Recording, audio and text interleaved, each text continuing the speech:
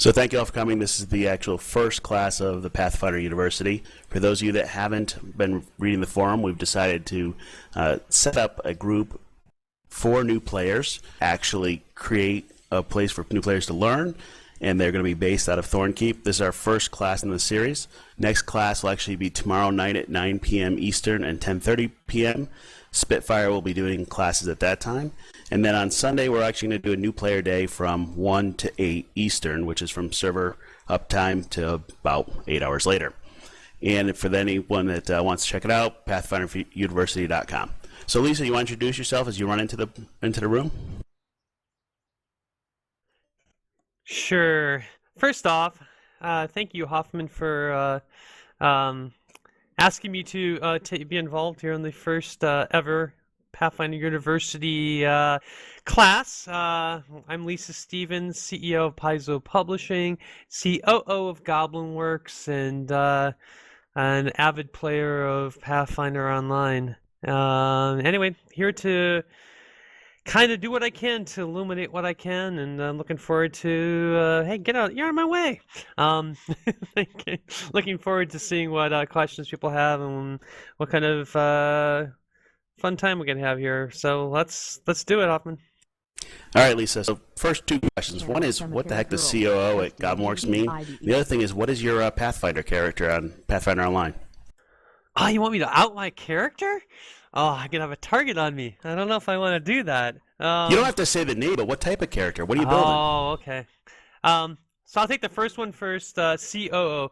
I'll let everybody know I hate titles. I think titles are the stupidest thing in the world because they never accurately capture or reflect what someone actually does. And so I don't. COO means nothing. It's just it's an executive title, and there's Cheadle running around. Anyway, it's just, you know, what I do over at Goblinworks is I'm a liaison a lot with Paizo on a regular basis. I'm kind of the in-house Paizo person who you know, kind of like looks at what's happening and kind of thinks about it from a Pathfinder point of view. Obviously, there's people at Paizo like James Jacobs and Eric Mona and Vic Wirtz and Jeff Alvarez and Sarah Robinson and stuff. We were all involved and come over and give feedback on stuff on a weekly basis. But I'm, you know, kind of the person that sits there and deals with it. And then currently, I'm also leading up a lot of the community stuff.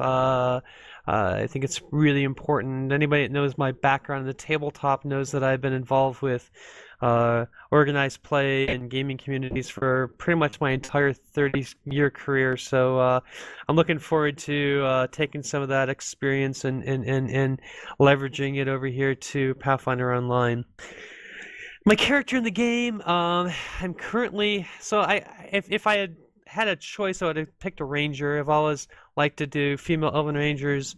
So currently I'm doing a fighter build that is bow, greatsword, and then I have a little bit of rogue stuff I've been throwing in for mostly perception and stealth, and then a little bit of healing to you know, kind of capture that flavor of it. So as more systems go in for roguey stuff, I will add more stuff like that. And Lisa, what's been the best and worst thing about your character and kind of getting to know PFO? Well, it's interesting. So, I mean, this is my first MMO, and then the reason this is my first MMO is because I'm one of these people that gets addicted to things. And if I ever played an MMO, it would envelop my life and become a huge part of my life. And my life's been really, really busy, and I haven't had time for that. So I've purposely stayed away from things I knew I could get addicted to. So, what was the question again? Kind of, what's your experience? What's been the best and worst of kind of coming in here and creating a character? Cool. So yeah, I think a lot of for me, it's been interesting because I came in figuring I'm going to do a lot of solo play. I'm going to, you know, I don't have a lot of time, especially can't play on the weekends because my internet at home is garbage. I can't even log into Pathfinder Online from my internet at home. So I can only play when I'm at work, and I figured I'm pretty busy, so I'm not going to have a lot of time. So I figured I'd just kind of lurk around the outside of the game and just kind of play solo. But actually, the best stuff that's happened is interacting with groups and hanging out with players on Mumble or TeamSpeak and grouping up to take care of escalations or whatever it happens to be, getting a shipment from one settlement to the next, or all that kind of stuff is much more exciting than I ever thought it would be. And I've really I understand a lot of the tabletop players will talk a lot about wanting to play solo in the game, and I get it because that's where I'm totally came from. But I think if they get involved with the community, even if that just means, talking to other fellow people in their community on Mumble or TeamSpeak while they're out doing their solo stuff, it still has a feeling of being part of a group and having that kind of interaction with people just makes the game richer and more exciting. And I can't wait to when I get log on the game. First thing I do is go and talk to people. So that's a great segue. One of the questions we've had is kind of what about a world chat, a company chat? I mean, there's really no way to connect to people unless you do an outside Mumble or something. Yeah, I know. I mean, there's definitely, you'd be better off talking to Lee about World Chat or Ryan because they have strong opinions on why you shouldn't have it, and I'm kind of one of the opinion that we should have it, but we have lots of discussions internally about it, and I haven't been able to bend them to my will yet, but I'm working on it. But in terms of company chat and settlement chat, that's very, very soon coming into the game. It's if it hasn't already been programmed, it's in the process of being programmed as we speaking right now. So I think there's going to be a lot of that'll help a lot knowing that you can get on your settlement, the chat and chat with people like that.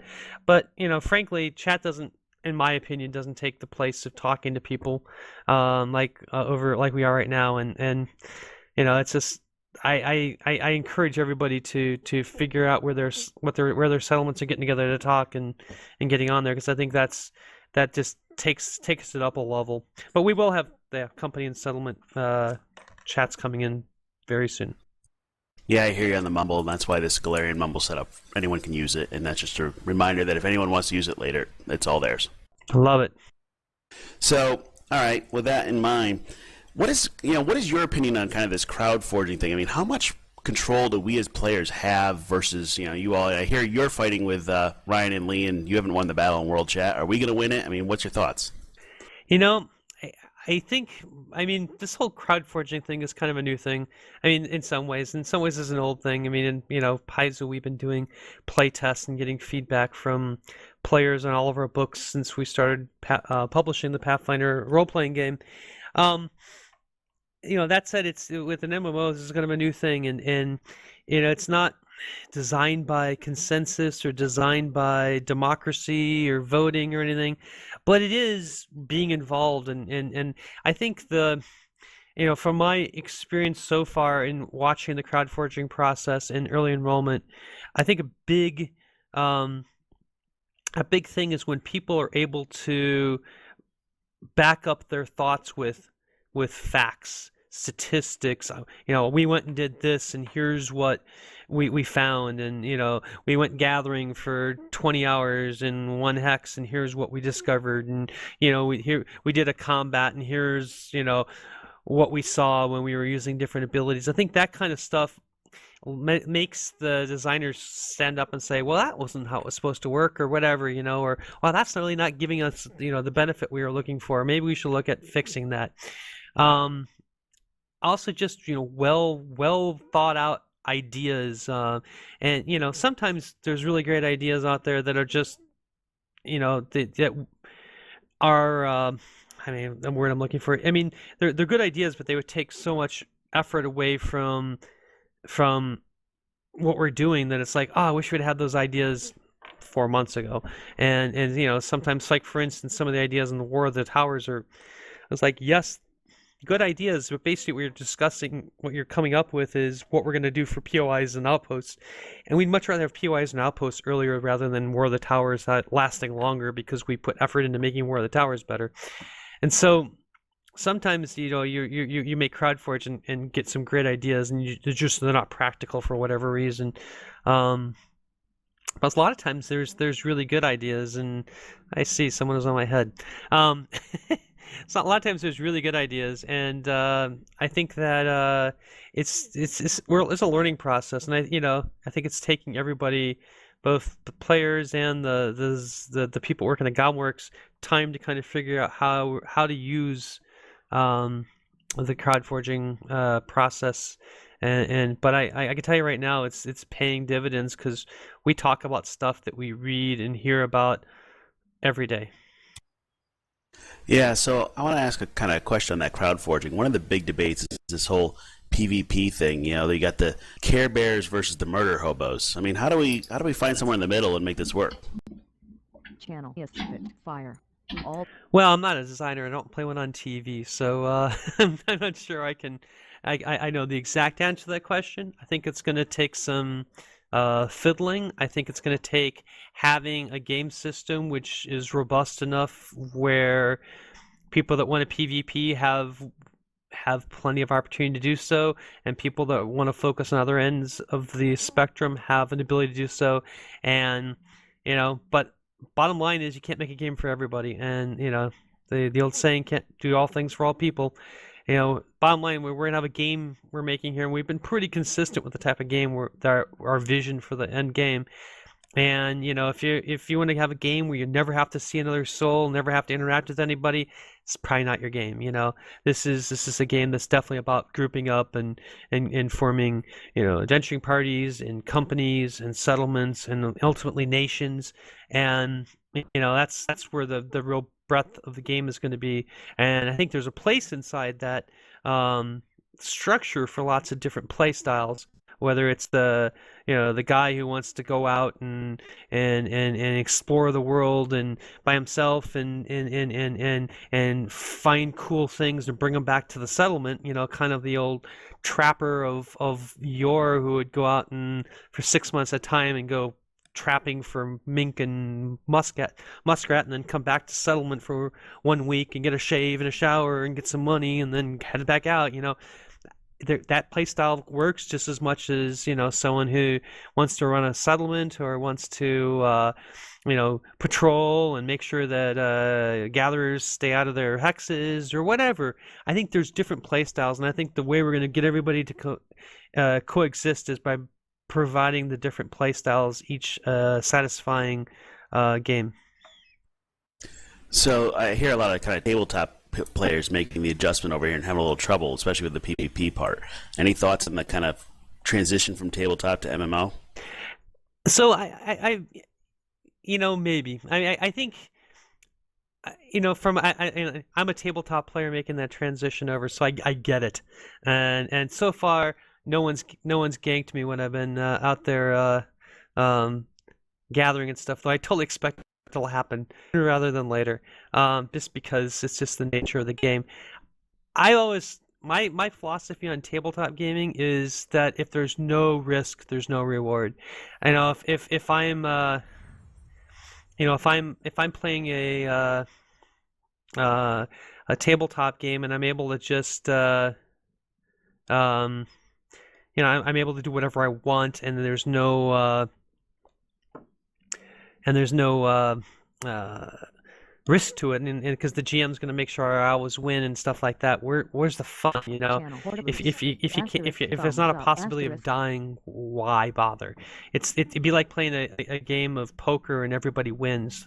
It's just why, and it's not a game, that it's not fun. I think there has to be some risk reward, and I think tabletop players need to. I think that's the root of D&D. I mean, if you look at what Gygax created when he created Dungeons and Dragons, he created, if you've ever read some of his books about playing the game and his philosophy on it, it was all about risk and reward. I mean, the stories he'd always tell were when characters died, and in his game, and the lengths people had to go to overcome some of those setbacks and stuff. That's the exciting thing, not the fact that they took on 5 dungeons in a row and always won. It's the setbacks that makes the engaging story. And so I think it's just a different point of view. I think you have to kind of like realize that there has to be that chance that you could have a losing experience, but it's not a losing thing forever. It's like, hey, I lost what I gathered for a bit of time. Oh well, next time I'll be a little smarter. Maybe I won't take the road into town. Maybe I'll make sure I'm not coming back during a PvP window, or maybe next time I'll go out with some friends instead of doing it by myself. Or next time I'll just realize by doing it myself during a time when there might be bandits around, I'm risking it, and that's just a risk I'm willing to take. And I think that's makes it more interesting, in my opinion. I agree with you, but my tabletop group doesn't agree either when they die. So, I think it's the same with the MMO. Well, if you want to play a game where you always win, then, I don't know. I'm not sure what game you can play that. Maybe, I don't know, Monopoly? I don't know.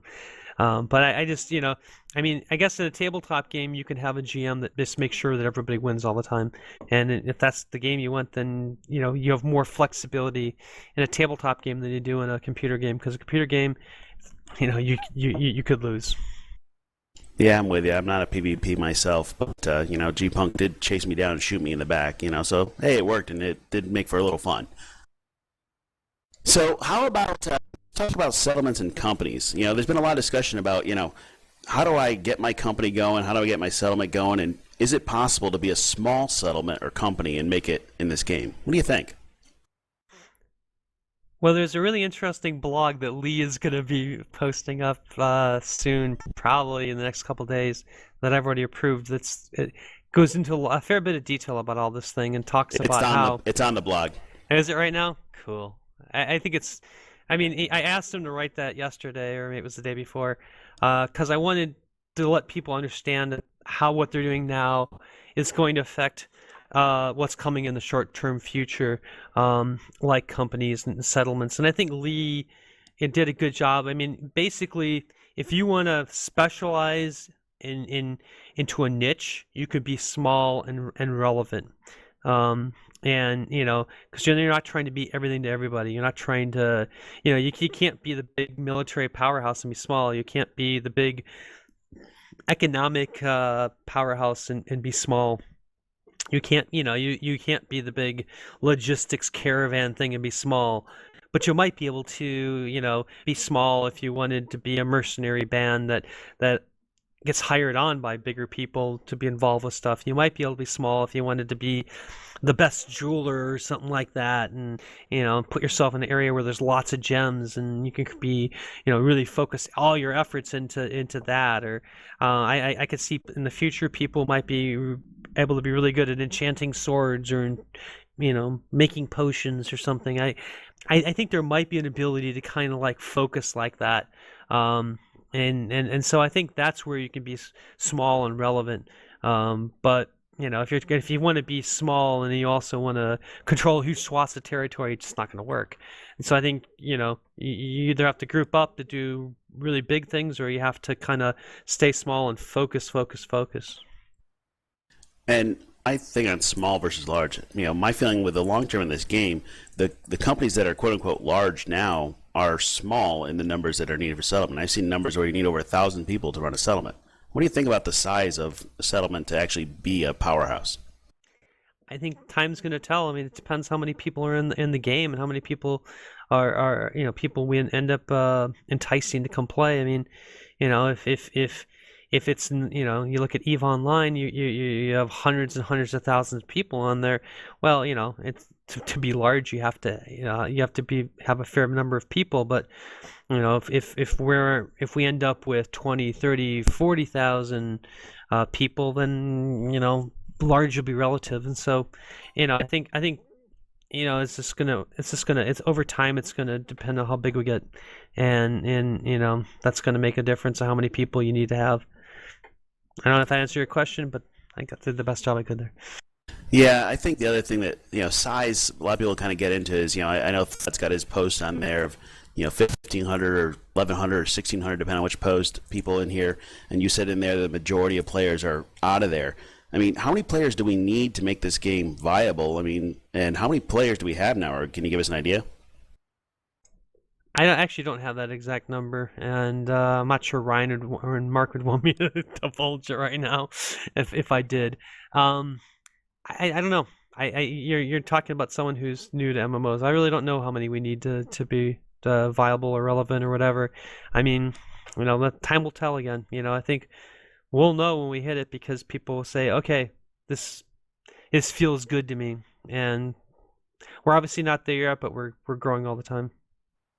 Well, and let me ask a question differently, because it really wasn't about specific numbers.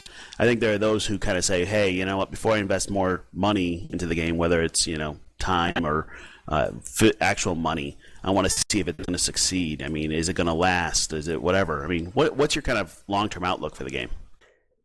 So you're basically, it's the same philosophy you see on Kickstarters, where if it looks like a Kickstarter is not going to succeed, people won't pledge money to it because they only want to pledge money to it if it's going to succeed.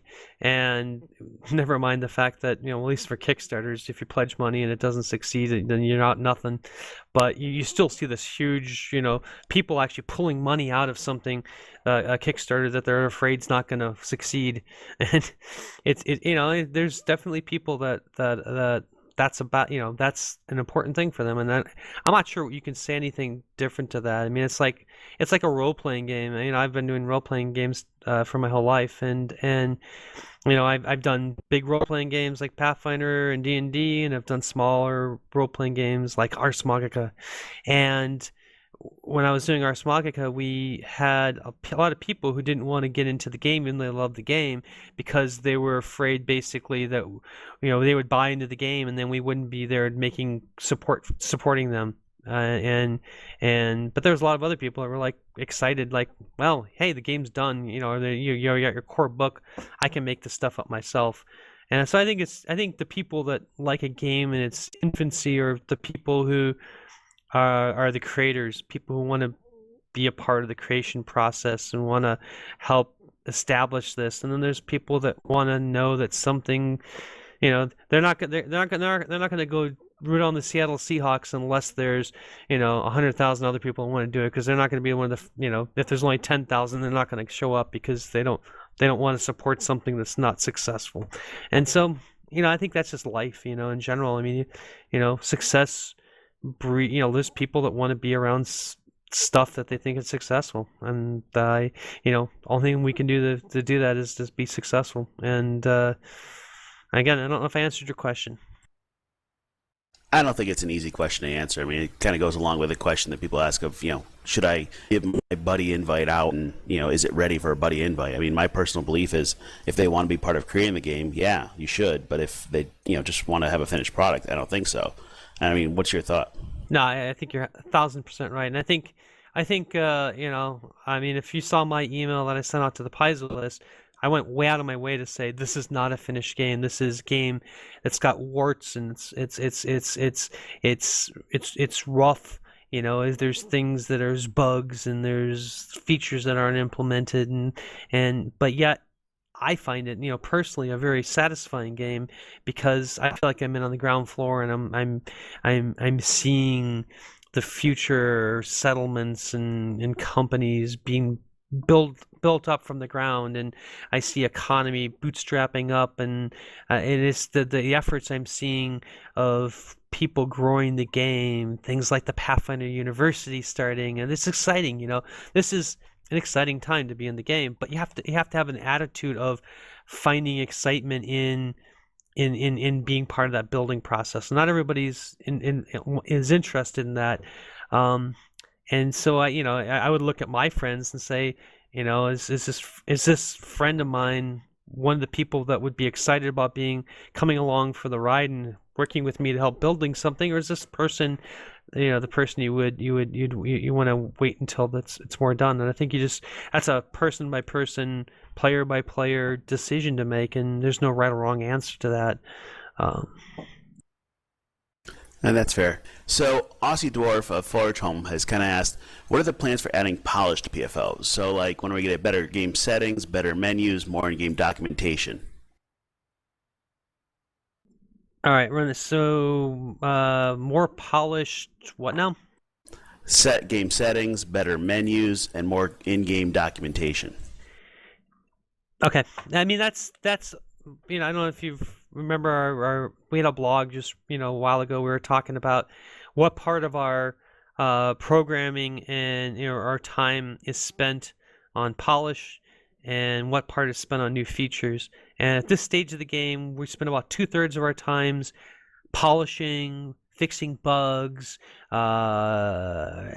making various things better that already exist, and then we're 1/3 of the time adding new things to the game. So we're more focused on the polish and the fixing right now than we are expanding to new things. So I see the polish and fisting is 2/3 of the time, and I have to ask from the Pathfinder University side and learning, how about more help for the new players coming in? I mean, it's a pretty steep learning curve right now.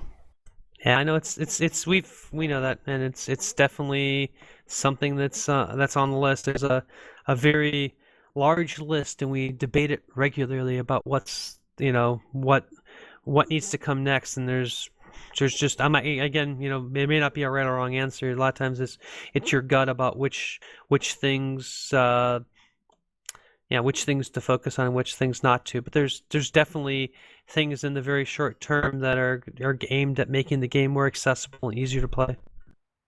I hear you, but I think at least my experience is without some of the guides like Spitfire and Cheetle and Nymon and others made, I don't know that I would have made it through the first couple of weeks. So it's just a balancing act that I'm trying to figure out how to help people with.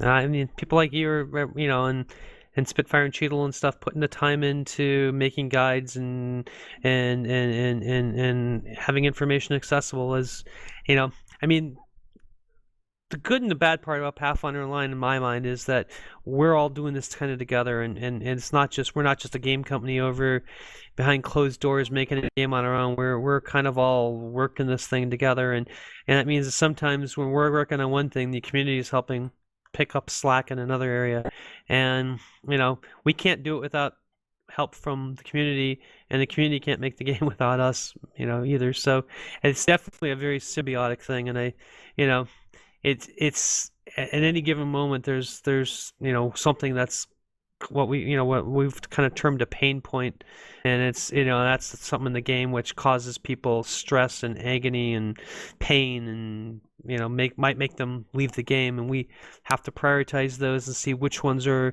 need the love right now in terms of polishing and which ones don't, and that list gets debated all the time because we only have so many hours in the 7-day work week to work on stuff. And so it's probably the most frustrating part about making a game like Pathfinder Online, from at least from a management point of view, because you know where the problems are, what the issues are, and what needs to be worked on, and you see everybody working super duper hard, and you see lots and lots of things coming out every 2 weeks, and lots of fixes and things being added to the game, and just all the stuff going on. And yet there's just every time if you put 100 new things out every 2 weeks, you could have probably easily put 1,000 things out in the 2 weeks, and you still would have pain points. So it's just it's hard. In many ways you're super proud, but in ways you're like frustrated that you can't get more done. And I hear you, and we appreciate what you're working on. And I think the question is kind of how do we help you, and how can you help us help others? And I think the thing is, and Fiery kind of makes a point on this about, Goblinworks felt like Goblinworks wanted people to help recruit and then help new players through the game, but with World Chat gone and some of the other things, it's really hard to reach new players and others. And I've seen that struggle myself. I mean, how do we reach people and how do we help them so they're not just wandering the woods aimlessly? Good question. I don't know the answer to that question. Yeah, I mean, sounds like a good discussion topic. I'm glad we're not the only ones looking for that answer. All right, so another question, kind of, what should we expect for kind of buildings that are coming in? And what should we expect now? I know we don't want to call them POIs, or are we going to call them POIs or holdings or what? What do you see coming? Well, I see lots of things coming, and if I spoiled exactly what was coming, I'd probably get shot when I went back to Goblinworks. You got to give us something. Oh, jeez, I wish I could. I mean, it's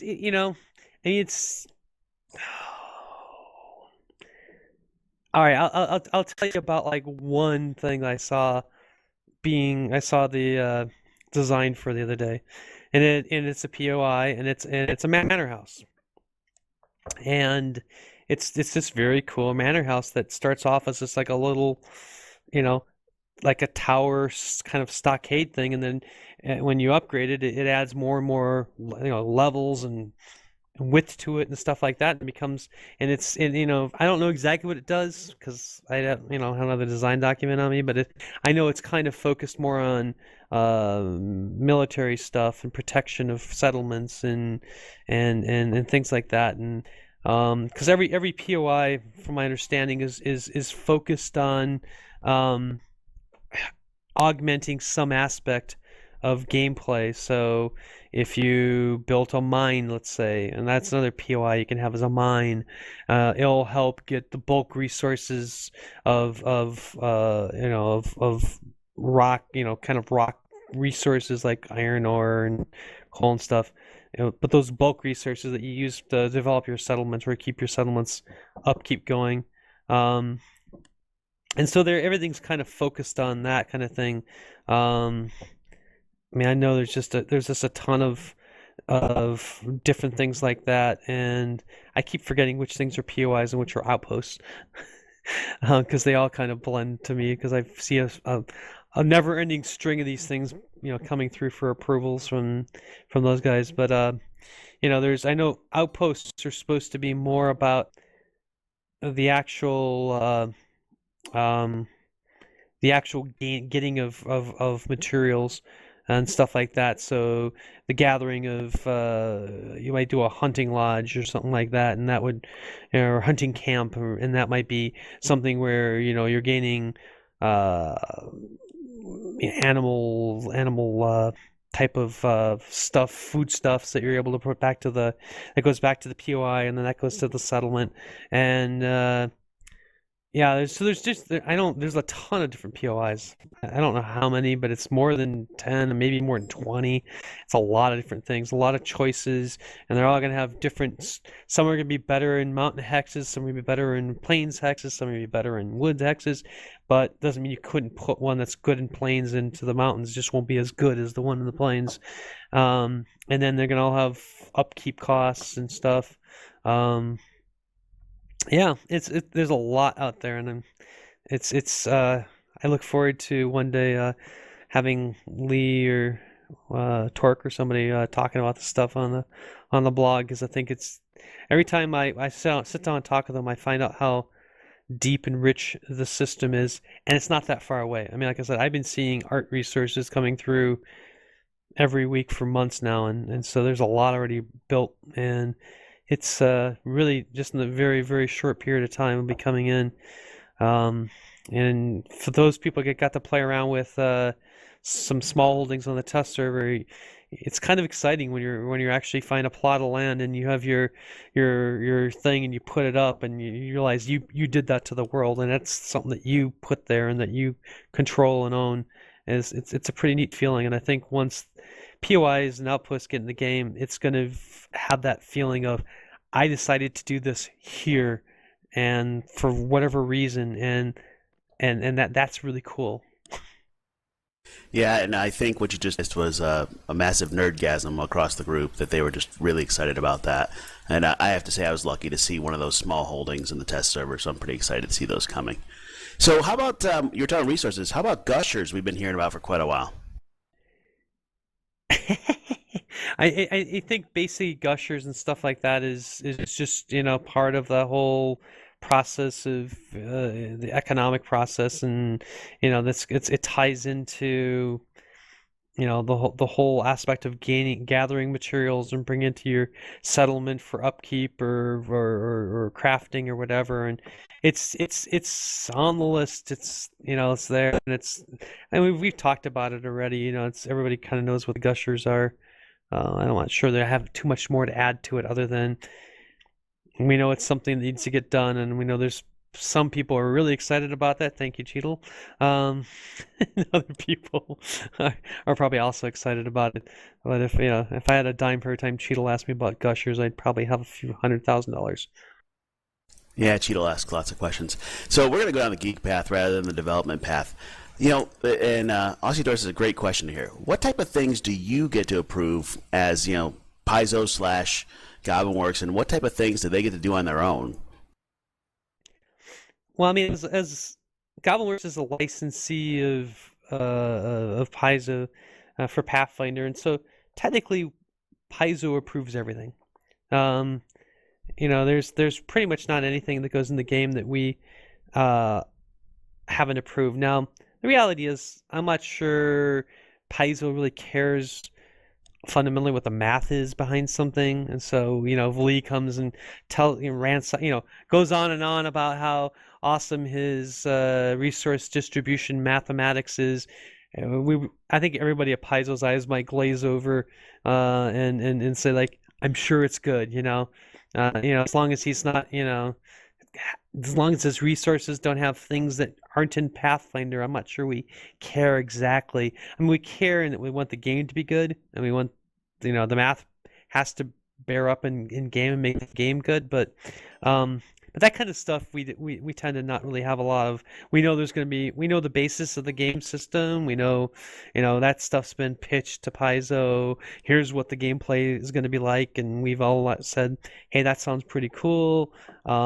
We get together once a week, and if Lee has some ideas about how he wants to change the game system, or a new idea of a new system he wants to put in, a lot of times he'll run it by us for our thoughts, and a lot of times we're just like, sounds good. But every so often they'll be like, that sounds a little wonky. Have you ever thought of this and that? And then those meetings can be really long because, we'll get into debates about game mechanics. And sometimes we'll tell them, like, here's how we do it in Pathfinder. I don't know if that helps you, but you might be able to, take some learning from what we did at Pathfinder. And sometimes it's like, yeah, that doesn't cross over at all. There's nothing that you can learn from Pathfinder. And so in mechanics and stuff like that, we kind of get the broad strokes. Occasionally we get nuts and bolts. And then art resources, basically everything that gets put in the game, we see it in sketch format, we see it as it's being built, and we see it as its finished format for approvals. And so basically every single thing gets approved that way. Yeah, and Eric's actually asked specifically kind of how closely do you want James Jacobs and others on the Paizo creative team to work with Goblinworks on PFO? I mean, James and those guys, I as much time as they can put in. Obviously, James is part of the team that meets once a week to approve art and other design things. And Jason Bowman's on that team. Eric Mona's on the team. Sarah Robinson, who's our senior art director, is on that team. Jeff Alvarez, a COO. Vic Wirtz, my husband, and also co-owner of Paizo's on there. I mean, we put some pretty big head honchos spend at least an hour or two every week looking and approving Pathfinder Online stuff. And then, of course, I spend even more time. All right. And Drax has a question about kind of what support will Goblinworks give to third-party developers that want to develop supplemental resources like add-ons, fan sites, etc.? I don't know the answer to that question. Obviously, I think we're long-term. I know Ryan's talked at a couple times in various blogs and message boards and stuff about our long-term goal is we'd like to see a real vibrant community creating resources for the game. We've talked about once dungeons are in the game that there might be a way for third-party dungeons that you can purchase in the online store and play in the game and stuff like that. And that, of course, would require support from Goblinworks and sort of tool sets and things like that. But I think as we get further into the game, I think there'll be more opportunity for other people to come in and help us put an imprint on the game. I don't know if that answered the question, but I think it did.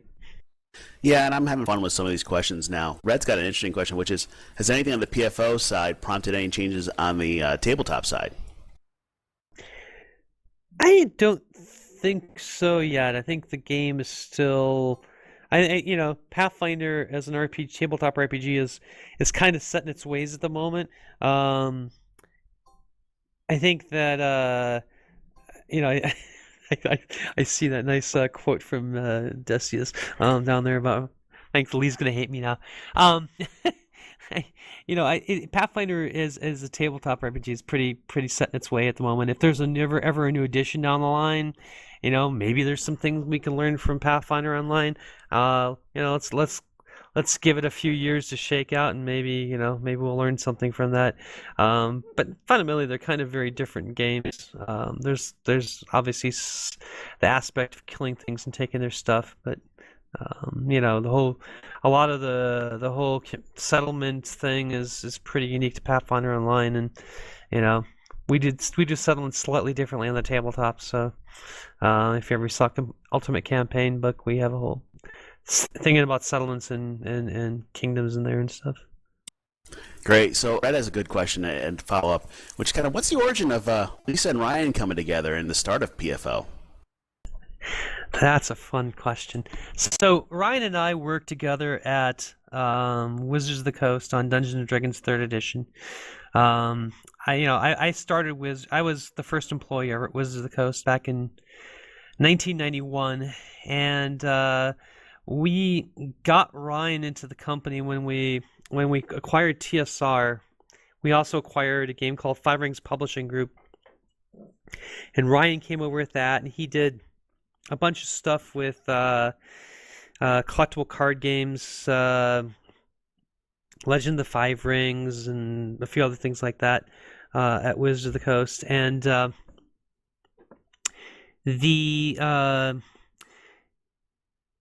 then when we started coming up with the idea to do a 3rd edition of Dungeons & Dragons, we kind of got thrown together. And I was doing business development at the time, which is a fancy way of saying looking at businesses and trying to break down them in terms of financials and strategies and stuff like that. And so I just had a newly minted MBA at that time, so it was kind of a good way to throw my brain and what I'd learned into an actual task of building a business with Ryan. And we started working together, and I've said this publicly before, so it shouldn't come as a surprise. But when I first met Ryan, I hated him.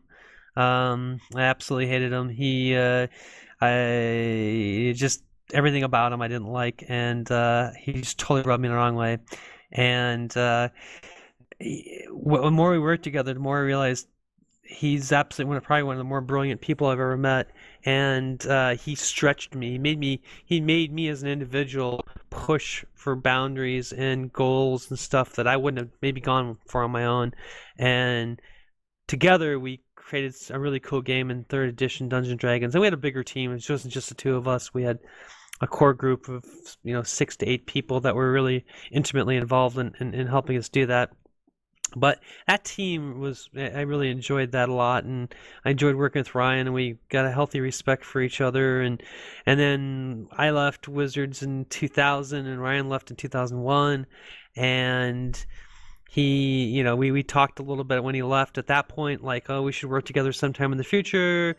But then he went off and went over to CCP to work on EVE Online, and I had started Paizo, and so we kind of diverged off, and we kept, we're still friends. We'd see each other at cons and stuff, and then just kind of kept in each other's lives a little bit. But we were doing our own thing, and then when Ryan left CCP, God, it feels like about 5 or 6 years ago now. It probably wasn't that long ago, but it feels like a long time. Maybe it was 2010. When I saw the email message to his friends saying he was leaving and he was looking for new opportunities, and I saw, I emailed him and said, "Oh, dude, sorry that didn't work out for you. What you gonna do?" And he said, "Have you ever thought about making a Pathfinder, MMO?" And I'm like, "Well, I've thought about it, but I'm not. Paizo's not in this position to do that." And he said, "What if I come up and pitch you on an idea?" And I said, "We can pitch all day. Doors open." So he spent a couple months coming up with a presentation on MMOs and what he saw as the opportunities and where the landscape of MMOs was, and it was exciting. And so then at that point, Paizo User joined your channel.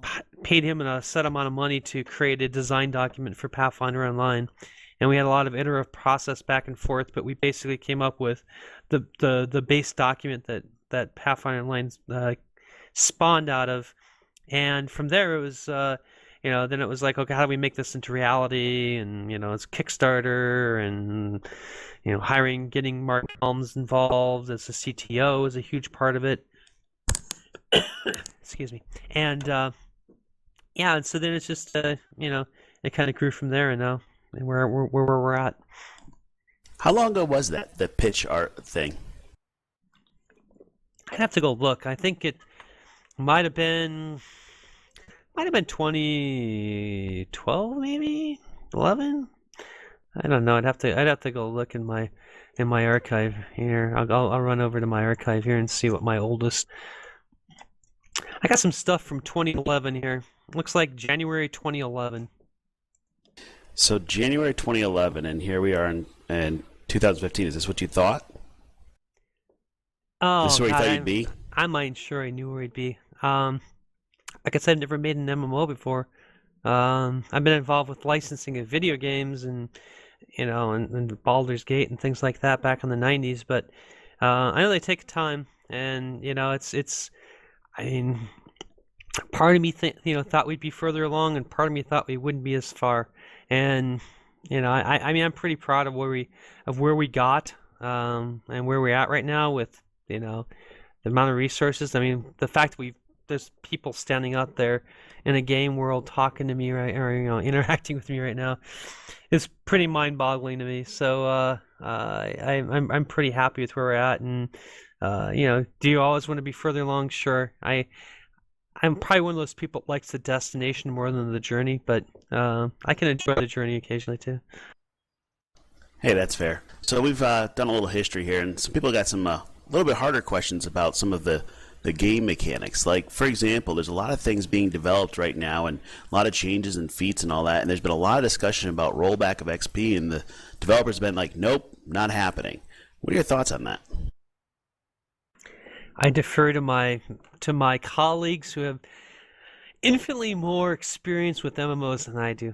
They know what to do with this kind of thing, and I just like whatever they know. I mean, they've all been involved with MMOs for years, and so I trust their instincts exactly on that.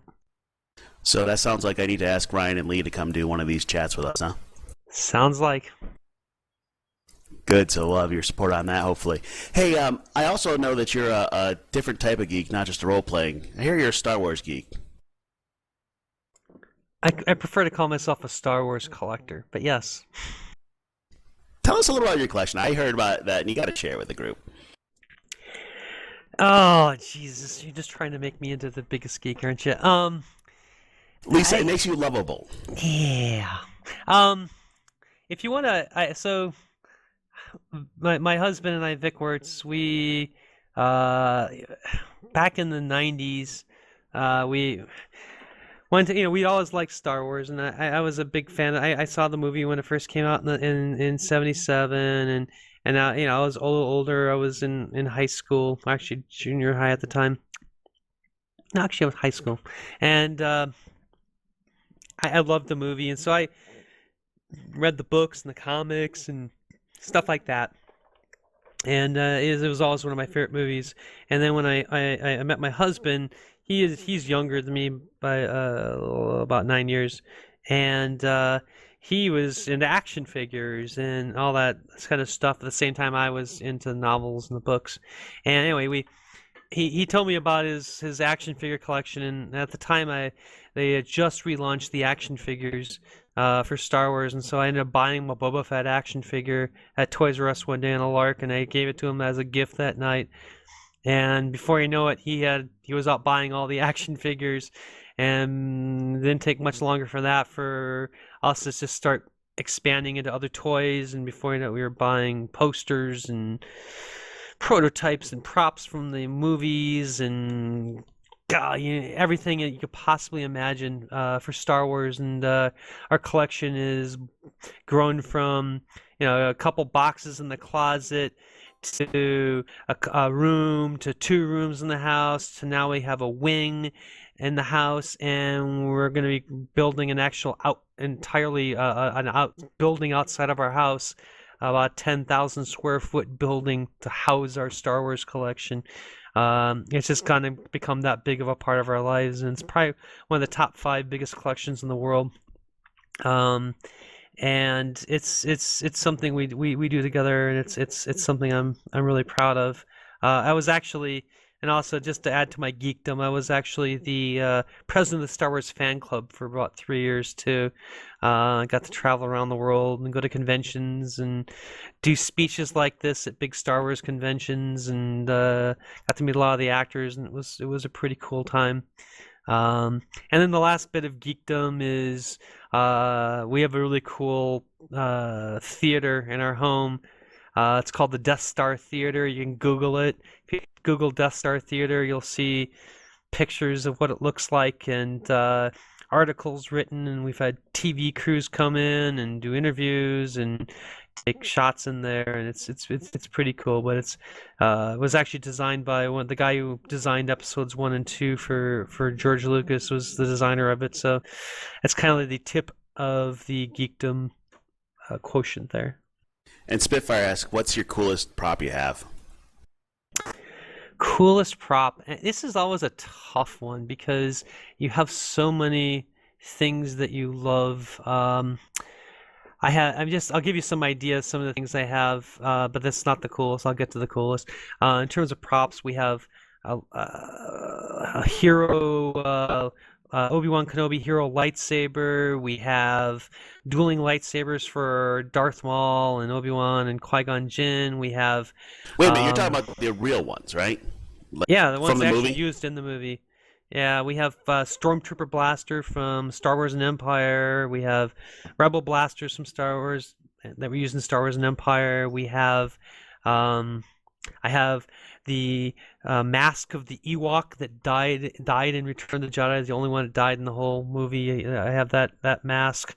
I have Greedo's mask. Greedo who gets shot by Han Solo in the Cantina, and that's been always one of my favorites. I have a Millennium Falcon that was used in the recording of the asteroid sequence in Empire. I got the headset Han Solo wears when the Millennium Falcon is shooting down TIE fighters, and we got lots and lots and lots and lots of different things. But my favorite thing is a favorite because of the story.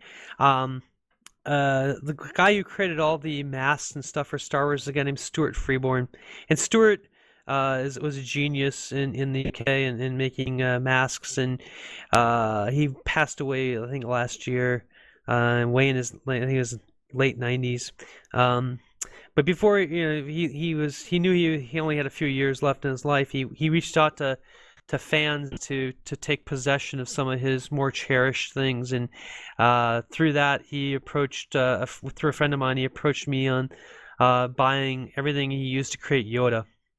And so I actually have all the molds and the notebook and everything for creating Yoda, and including a number of screen-used Yoda heads, all the molds for making everything. It's really cool, and it's since Yoda is such a key part and one of my favorite characters, just knowing that Stuart Freeborn kind of almost bequeathed this to me to become the caretaker of it probably makes that the coolest thing I own. I'm sorry, that is the coolest thing that you own Yoda. So the last question, PFO related. We got a lot of companies here, a lot of players. What advice would you give to companies and settlements in this game? And what would you say to them? Well, obviously, I think figure out what you want to do in the game and really focus on that. I think I think the key to the game is reaching out to other companies and other settlements and other groups, and whether it's reaching out to form out alliances or reaching out to become bitter enemies or whatever. I think it's those interactions between the different groups is where the game gets exciting and interesting. And but I think it's it's that grouping mechanic that's going to make this game exciting and something that you want to stay with and do. I'll go back to my tabletop experience again. Probably if you asked me what the single most important factor of Pathfinder tabletop role-playing game success is, I'd say it's Pathfinder Society, because that Pathfinder Society is this group of players around the world that get together and game together and go to game stores and run games, go to conventions and run games, but it's all about the group. It's all about getting together and forming a community, whether it's in your game store, whether it's in your city, whether it's in the state, or whether it's in your country. And I think that community and that sense of being part of something bigger than the game is what makes Pathfinder tabletop successful. I think it's what's going to make Pathfinder Online successful. And I think right now we're still kind of in the fledgling days of setting those up, but I encourage everybody to go out there and become more involved, not just with your group but also other groups. And I see groups reaching out across the internet and setting up things like this, setting up wrestling tournaments or whatever, or PvP tournaments or whatever. And Goblinworks would do some things like that in the future. I got a couple ideas I'm working on, but I think if to have it truly be something that becomes a big part of the community is going to have to be involved, and I think that's where the real success of Pathfinder lies, is that the community working together to do things that are relevant and matter. Thank you, Lisa, and I really appreciate you hanging out with us for an hour. You did also say, when you were talking about Star Wars, you also said you had met George Lucas, and it was a surreal moment for you. And I have to say, for many people in here, getting to chat with you is somewhat that same type of surreal moment, so we thank you very much. And thank you, Hoffman. And this is just the first of these Fireside Chats. I plan to reach out to, I've already reached out to the number of settlements, and some of them have gotten back to me, and we're going to be scheduling times where I can come on to the individual Mumble or TeamSpeak or other methods of talking to each of the settlements, and we'll have more of these, and we'll this is a good chance for me to find out and get feedback on what people think of where the game is, where it's going, and the success stories and the failures and all the other good stuff that lies in as we build this game. And so I appreciate everybody coming out. This is quite a turnout, and I know we'll get more people see this on Twitch and also on YouTube, because I know you guys are planning to put it up there. So anyways, I thank you all for that, and thank you for welcoming me into the community here and making my first month and a half of Pathfinder Online something much more rewarding than I ever thought it would be. And I thank you for that.